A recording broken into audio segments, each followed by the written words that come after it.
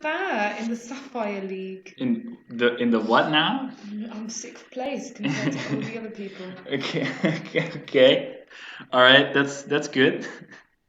Do you want to say something to the people at home? Thank you for always being there to support me. Thank you for It's working. Oh my God, it's working. it's working. Woo! Thank you guys for bearing with us here. It took us only what 45 minutes. It's oh my God, we are tech geniuses. Hello If you didn't know. and Hey, what's up, welcome. everybody? Thank you for being here, and Thank you we for being hope- queer. What? For being patient, that is. Thank you for being patient and hanging along with us. We've just been, we just had a very rough past 45 minutes. We did a lot of tech support, a lot of Googling. We did a lot of Duolingo, actually. Didn't we We now? did a bit of Duolingo. Oh, yeah, we did. I'm impressed. Do you have, is Chinese on Duolingo as well? I think so. Okay, Well, it's Mandarin. That's Yeah, no, that's the one we're learning, luckily. But Yeah. wait, let me just check real quick while you entertain the guests. Mandarin. So I've been practicing Dutch for a bit of time using Duolingo, and my accent's a little rusty, but I'm getting there. Oh yeah, So, it is. They do. They teach Chinese. Oh, that's Yeah. great. Oh yeah, do you make an account? Because you told me you have You the do make Sapphire. an account, yeah. What's that all about? You just make an account using your name, and I don't. Maybe there's a password included. I don't remember. Okay. It's been a while All right. now. All right. That's Um, cool. That's But cool. it's useful, Okay. especially when you're like living abroad. You want to make an effort to speak the native language. Sure. So yeah. I like that. I like that a lot. I think that really shows that you actively move towards understanding the culture better and such. Thank you. You know, Appreciate it's that. very Not just for nice of you. food and cycling, and it's No, you're right. also down to linguistic knowledge as well. Exactly. Yeah. Exactly. That's good. Thank you. So when I go to live in oh no wait, you weren't from Portugal, right?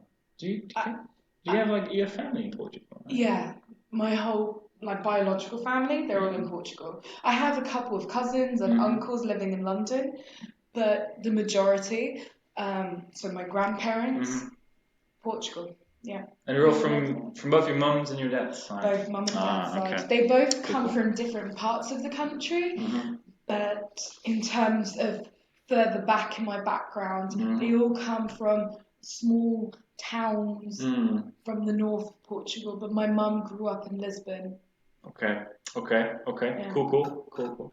Yeah, I don't know a lot about Portuguese history actually, but the little I don't know either. very little parts of that. Do you know? I think the British and the Portuguese were friends during the Napoleonic Wars. They have the oldest friendship act. It was made in a friendship act. They have a friendship act. I think it was made in 1066. I remember the only access I had to learning about Portuguese history was through the internet by reading Wikipedia pages. The magic of the internet. When I took Portuguese classes, no, maybe not 10. No, it wasn't 1066. 1386. What? That's so old. Yeah. Oh my God, that's 600 years of friendship. Yeah. Man, that's cool. That's pretty cool. This is now a history podcast, by the way, you guys.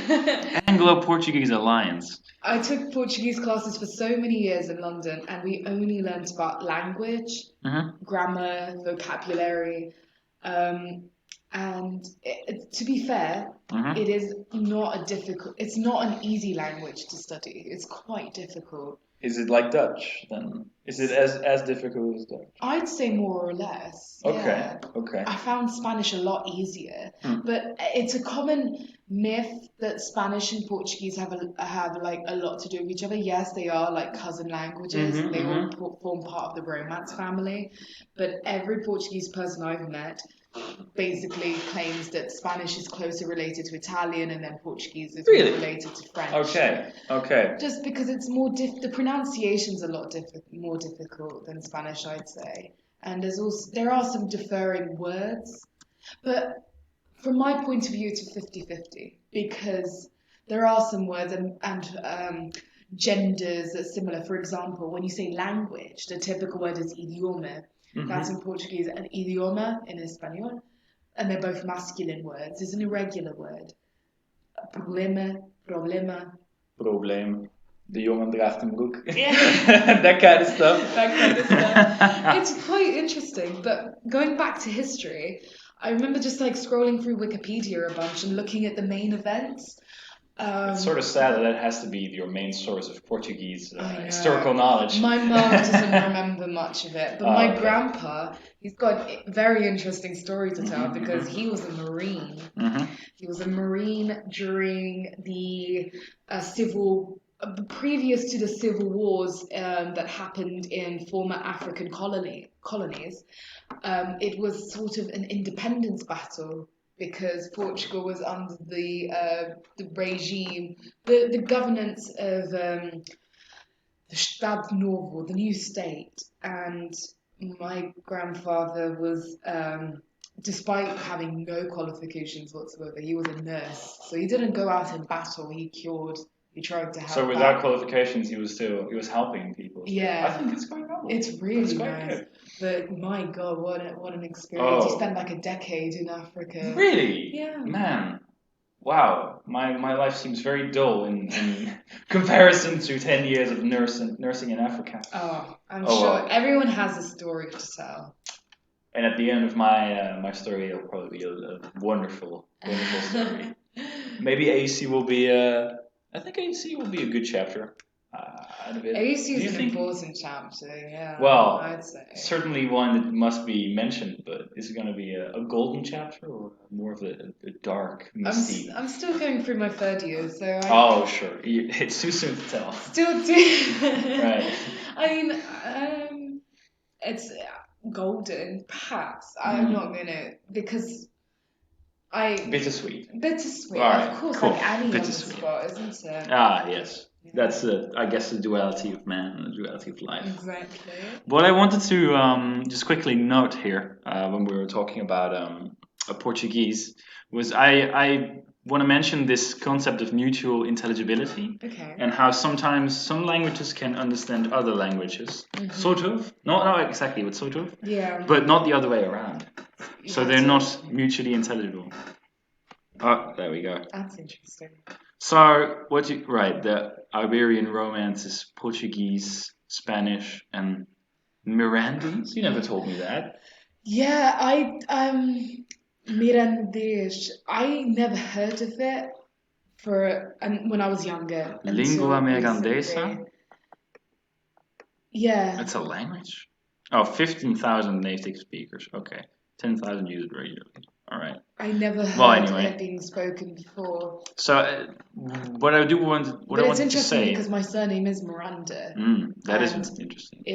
Its origins are derived from northern regions of Spain and Portugal. Look at that, man! So this language was named after you, or the other way around. Doesn't matter. Yeah.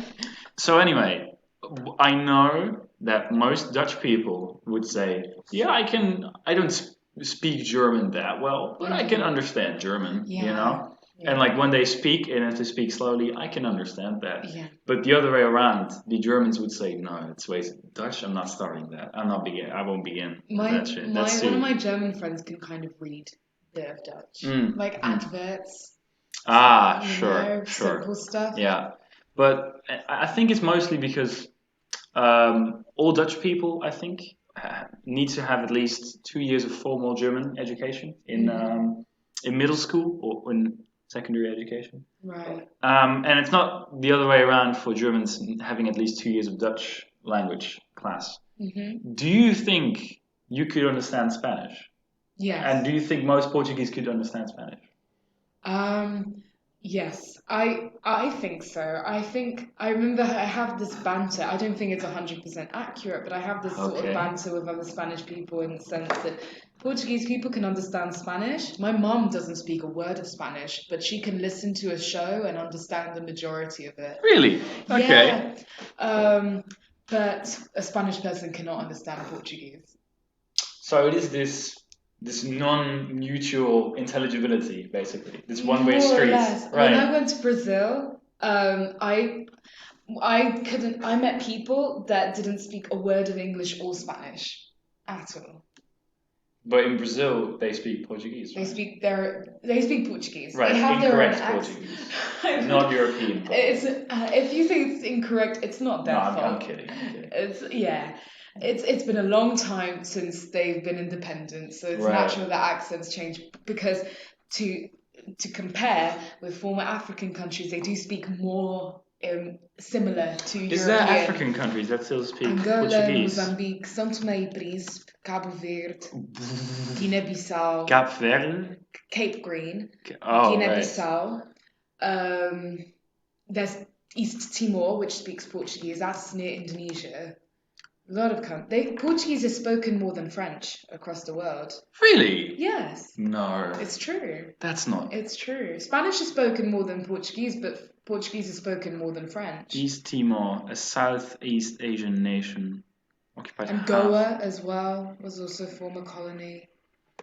Macau. Okay. I knew Macau actually. Portuguese-speaking countries. They're really beautiful. The countries or Portuguese? My grandpa went to Mozambique, Angola, Guinea-Bissau, Kenya, and South Africa. They were the Kenya? He went to Kenya because they're close by. Ah, sure. Neighboring country. Equatorial Guinea, Guinea-Bissau, Angola, Mozambique. You know what I always find very wacky about Mozambique, by the way? Is that they have when you think of a weapon, of a gun, it's like an automatic weapon. The first thing that pops up in most people's head is like the AK-47 gun, right. And that's exactly what's on the flag of Mozambique. A hoe on the one side and an AK-47 on the other side. Yeah. Isn't that crazy? It's a little crazy. That's mad. They sort of glorified that. And they're like, oh man, look at that. This is just. I only know one person from Mozambique. She's really lovely. We met in New York during an MUN. Mm-hmm. She was from the capital, Maputo. That's the name. But yeah, when I went to Brazil, to be fair, I went to São Paulo, which is nowhere close to any Latin American neighbor. Mm-hmm. But they speak Portuguese. It was really interesting, the dialect and. Is that the Prime Minister? That is the president. That's the president. Oh, Portugal's a president. Yeah, it's a republic. Didn't they have a king at some point? No, they did, but they got rid of the monarchy in the 1900s. Okay. Little history facts. Little history channel over here. Spain has a monarchy, but not Portugal. Oh, that's right. Portugal's been a republic since the 20th century. But yeah, it's had its fair share of... The 1910 revolution. Yeah. Okay, that's pretty good. Whoa, that's a lot of people. Who are all these people? The workers. It's sort of the workers unite. Yeah, the workers Proclamação unite. The proclamation of the Portuguese República Republic. Portuguesa. Yeah. Guesa? Portuguesa. What? Portuguesa? Yeah, that's why the accent's weird. When I went to Brazil, they have different words that the Portuguese are not used to, but the Portuguese know of the different words of pineapple. That is one that's most common. Oh, that's such a lovely flag, actually, the blue. Yeah, they got rid of it. Everybody, go Google pre-1910 Portuguese flag. Oh, that's lovely. That's such a nice color, blue. I like that. I'm very blue, by the way, today. I forgot. I'm wearing all blue clothes for the listeners at home. Anyway, so my clothes are a little bit brightly coloured. Yeah, they're very bright. It's a bit of a foggy day. It's like yellow with some red flowers and green pastel trousers. It's got quite a vintage appearance, but I like it. You know, I embrace my style. Huh? Sorry? You're our sunshine today. Oh, you're the AUC sunshine. So sweet. Yeah. You're AUC sunshine I'm today. AUC sunshine. Oh, lovely.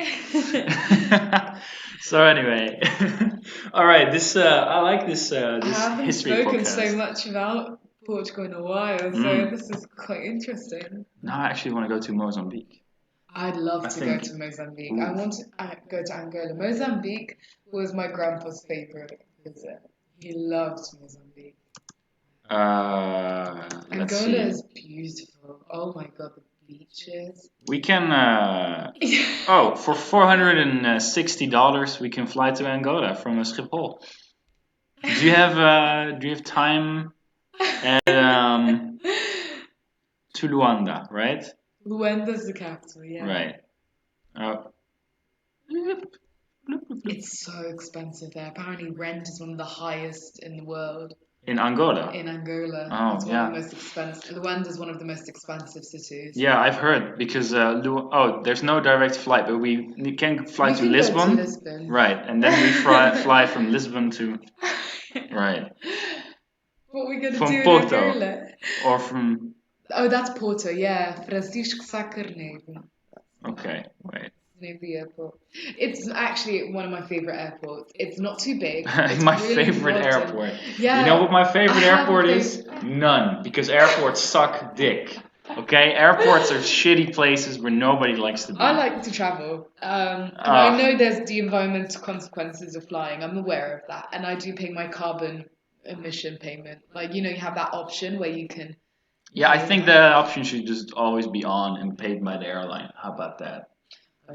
And then they just internalize the costs, and then fewer people will fly, and the people that do fly are compensated. I mean, I will. If you want to fly outside of Europe, I think is common sense. Because if you want to go to somewhere like, I'm not aware. I mean, please leave a comment below if I'm wrong. I want to learn.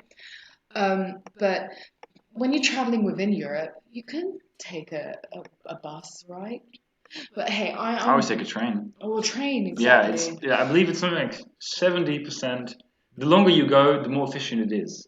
If you go from here to Hamburg, I think it's about a 60% reduction in CO2 as opposed to flying. But if you go from here to Milan or to Roma, I think it's something like in the 80% CO2 reduction. It's really super inefficient to fly that high. I couldn't find any coach or train to go to Porto. Nothing.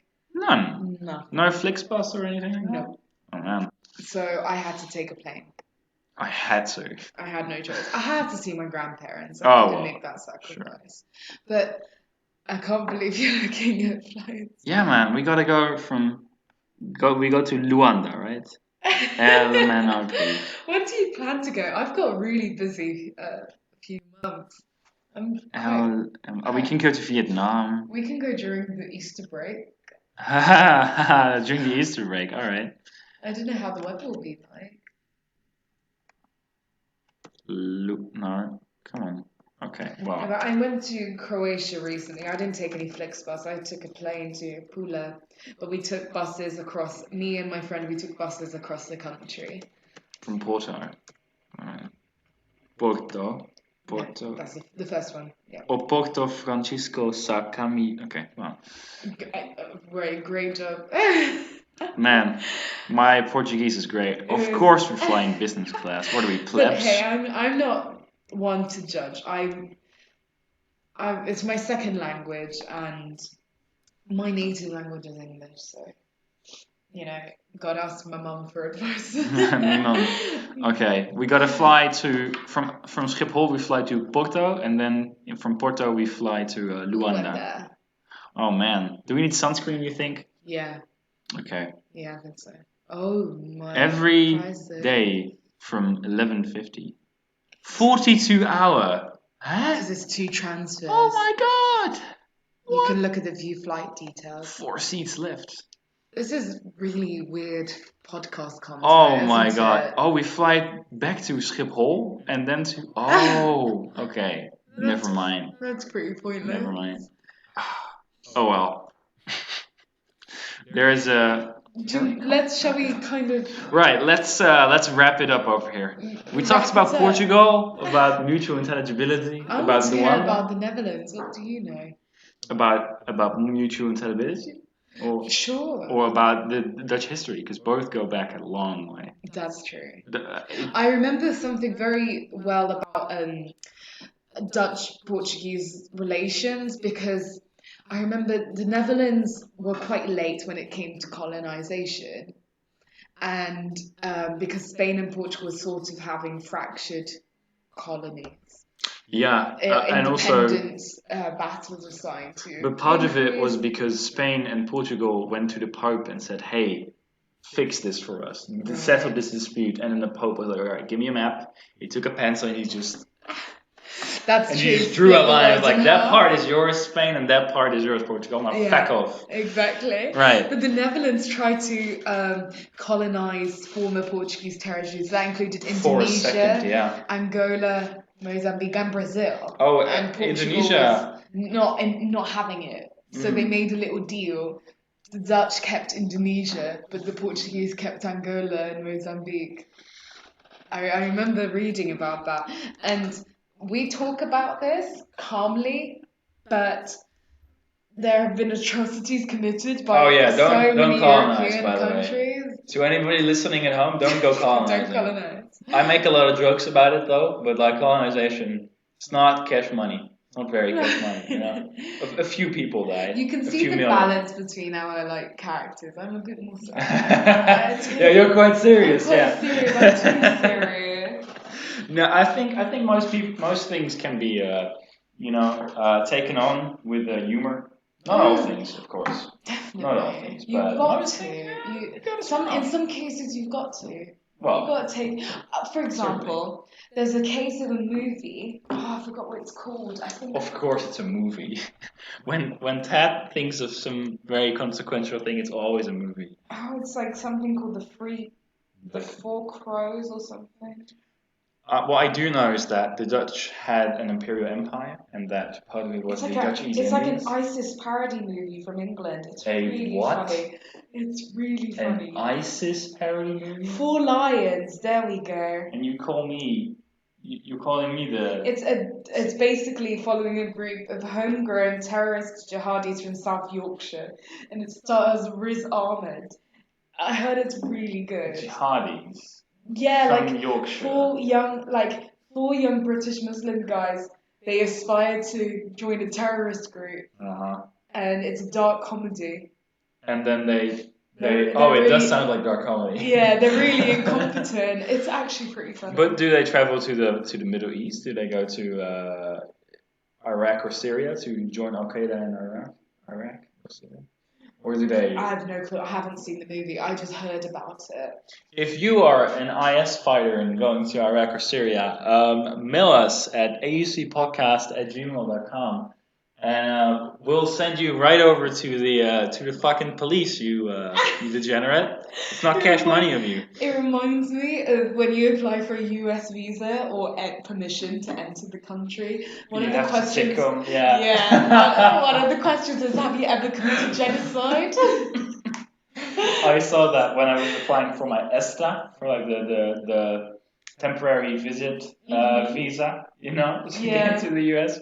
They were like, have you ever been part of a terrorist organization? I was like, well, no, that's fine. And then they also said, if not, then skip to question 8, But I was scrolling through all of these questions, right? Like, have you ever used a firearm? Yeah. Do you have a sword or other knives or such?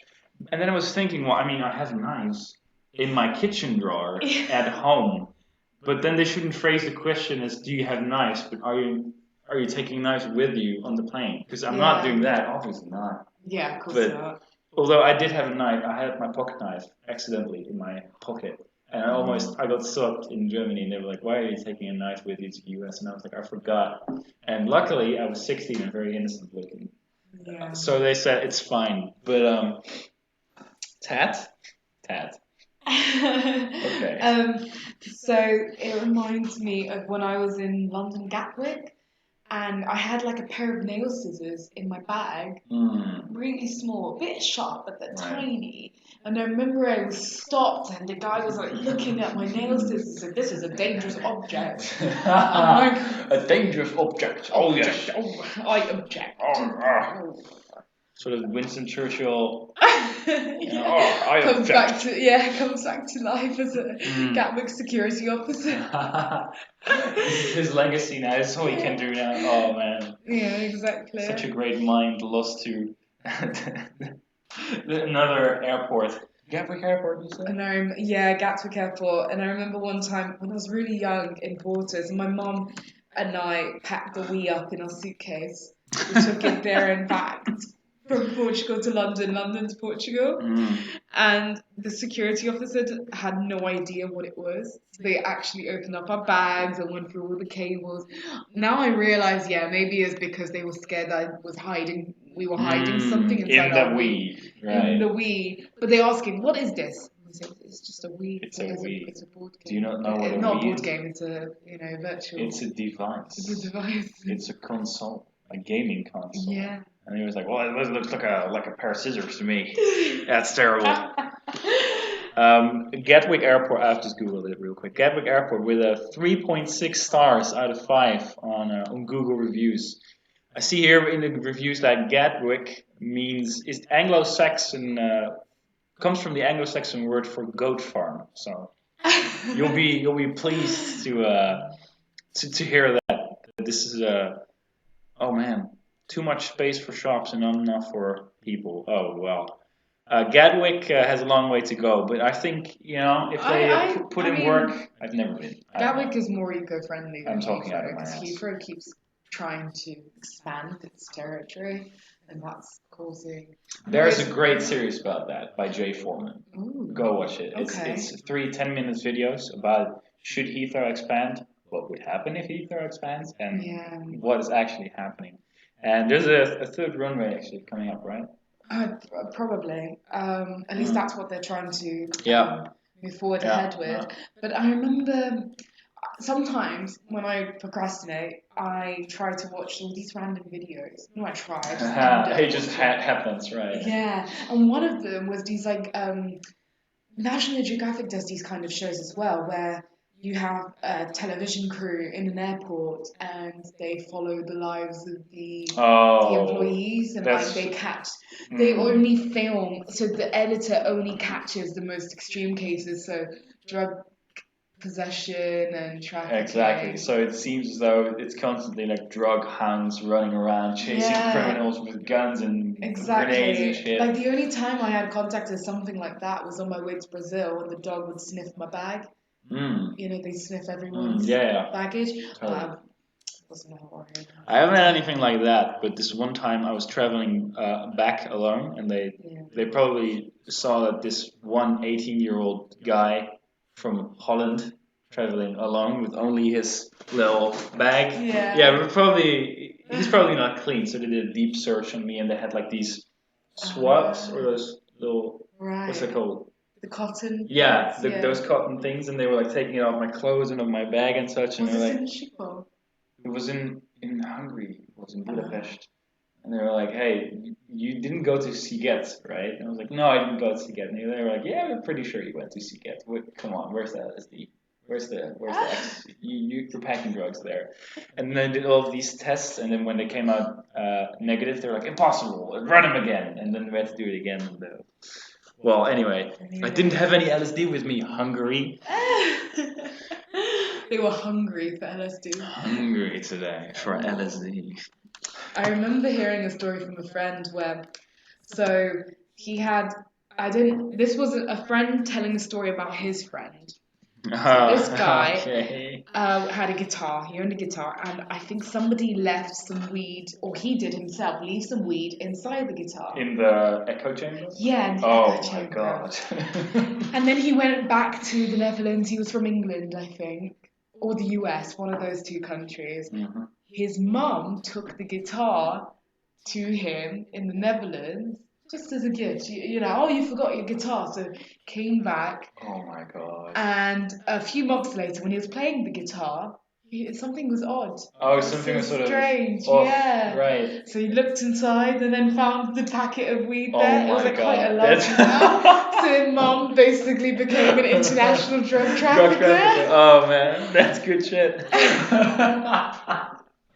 Mom, if you're listening, call me. We're gonna work on that. We can perhaps traffic some stuff in and out. We'll work on it. You have no idea how lucky she was. Either England or America, they are so strict. Yeah, I think in the US actually, is that the most strict? Oh, I'm not sure. I mean, Singapore's a strict country, China's a strict Indonesia, country. they give you the death penalty if they find you with drugs. I think so. Yeah. Philippines as well.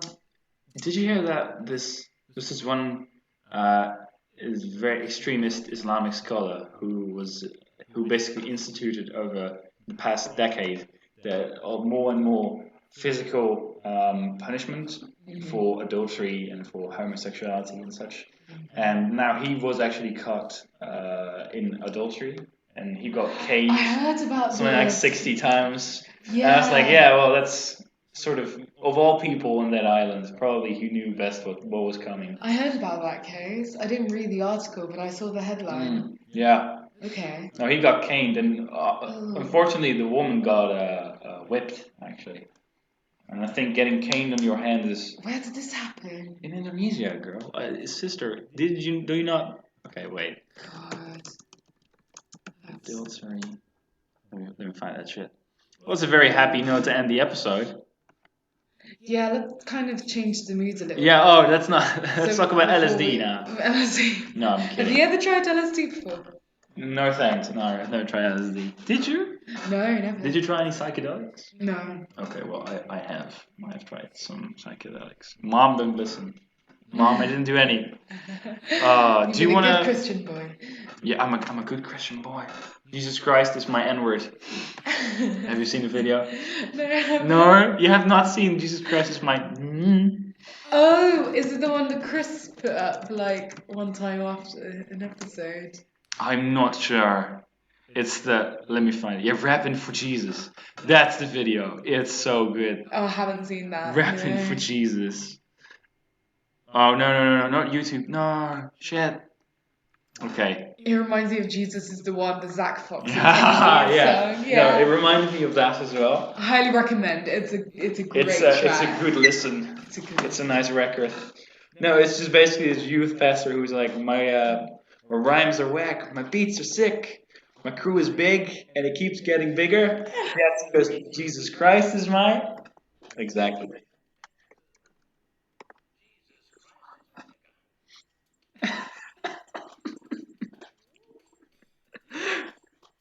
You seeing how much he's enjoying this shit? 58 million views. I'm all for Jesus, but I'm not sure whether you should call Jesus Christ your black male companion. Yeah. What was that video that Chris has like my blank died? Oh, my wigger. Yeah, right. My wigger died. I really miss my wigger. Yeah. No, Chris has some curious videos every once in a while. Definitely. And I hope we'll be a curious video at some point. Mm-hmm. Paul, thank Oh my god. the muis draagt een boek. Yeah. Tatjana, thank you for potting with me. It was a pleasure and a pressure. Likewise. We finally got it rolling. And, got it rolling. Now we can Sorry stream. for the delay. Yeah, we're sorry, I guys. hope you enjoyed it. Next Spread week will be the better. word. That's important. Totally. Next we do week. this once a week, and it's all independent and sort of homegrown. Certainly. Our raw, unedited opinions into the mic. Absolutely. See you next week, you guys. Take care. Goodbye. Bye.